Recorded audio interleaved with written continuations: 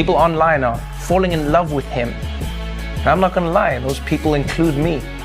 My Tinder profile now lists me as a CuomoSEXUal. The best way I can help now is if I step aside and let government get back to governing. Andrew Cuomo certainly is not looking likely to be the next president. The Love Gov has resigned. Andrew Cuomo doesn't quite admit that he was wrong, doesn't actually say he was sorry for anything, but does say that he will resign in the next 2 weeks. Wasting energy on distractions is the last thing that state government should be doing. And I cannot be the cause of that.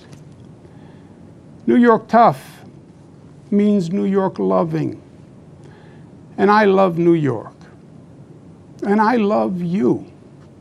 And everything I have ever done has been motivated by that love. We're going to pause it right there. Just as a general rule in politics, if you are resigning over a sex scandal, you might want to minimize the love talk. The love talk is not serving your cause very well, especially when Andrew Cuomo does it in this very bizarre, sort of bulldog-ish, Cuomo-esque way of, I love you, I love, my love made me love. So Andrew Cuomo goes on and on about the love thing, but then he finally gets to the point. Namely, he's out. And I would never want to be unhelpful in any way. And I think that given the circumstances, the best way I can help now is if I step aside and let government get back to governing. And therefore, that's what I'll do. Because I work for you. And doing the right thing is doing the right thing for you. Because as we say, it's not about me, it's about we. It's not about me, it's about we. Okay. I would say 15% surprised that Andrew Cuomo actually stepped down. I said it months and months ago when he was first in trouble for this sex scandal, which was really just an excuse to get him out after he had lost the confidence of Democrats from the COVID scandal, which was just one of the many scandals that has plagued his administration. And the Cuomo family has dominated New York politics now for 3-4 decades.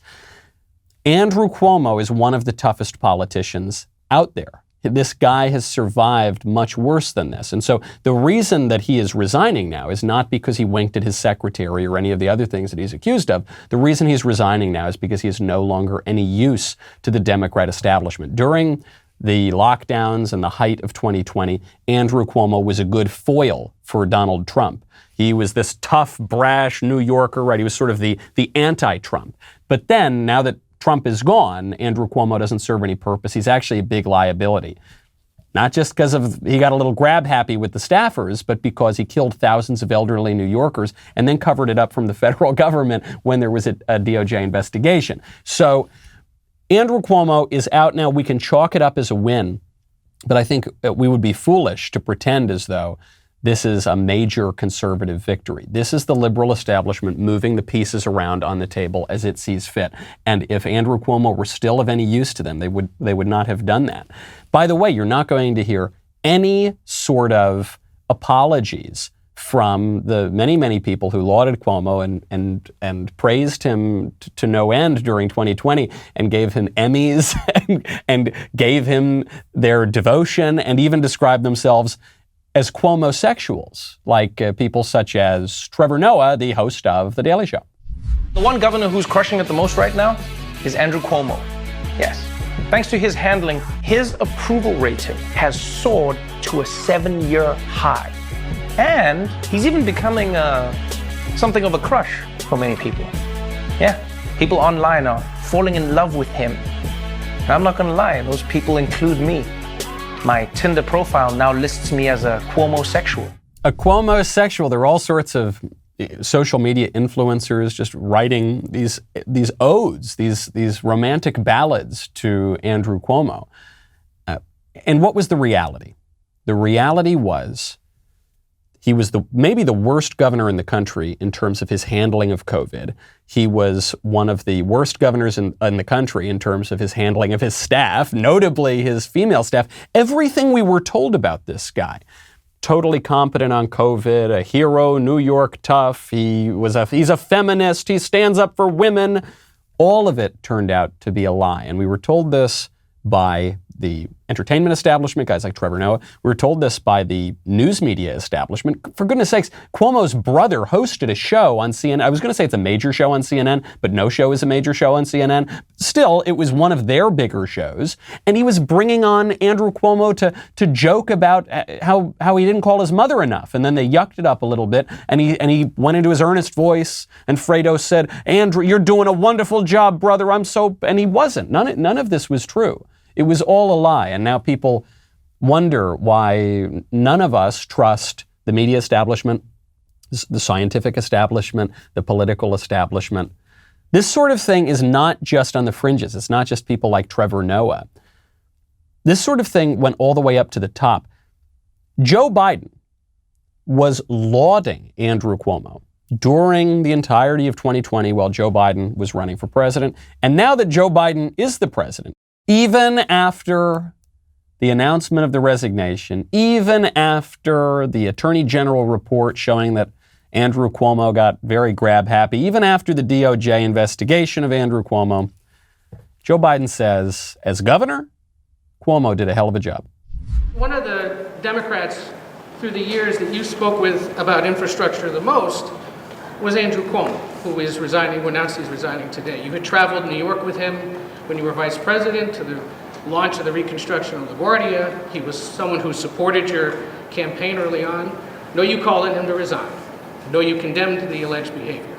But you're someone who spends a lot of time with mayors and governors.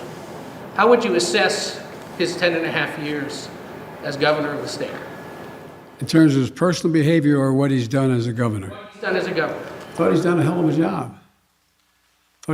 a job. And both on everything from access to voting to infrastructure, to a whole range of things. That's why it's so sad. I have to say that on one point, I do agree with Joe Biden here. Andrew Cuomo did a hell of a job as governor. Emphasis here, of course, is on the word hell. I was a constituent of Andrew Cuomo's. I have met Andrew Cuomo on multiple occasions. I'm a native New Yorker.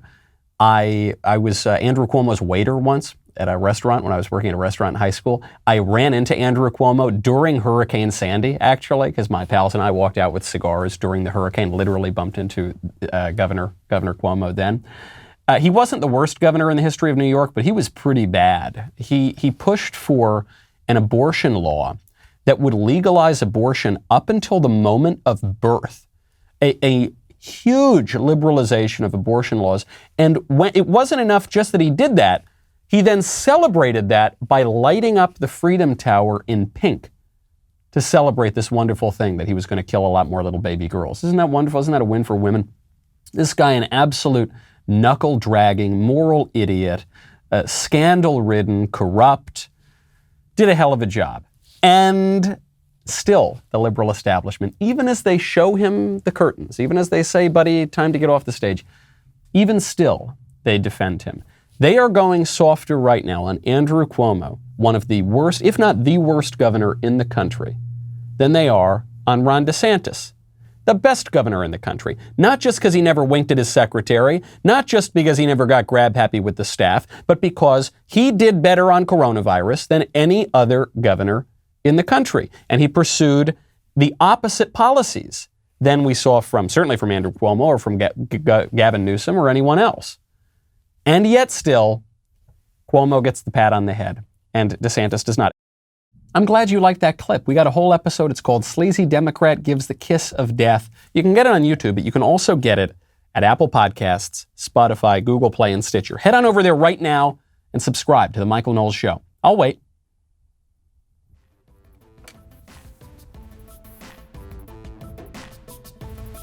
Thanks for subscribing. We'll see you next time.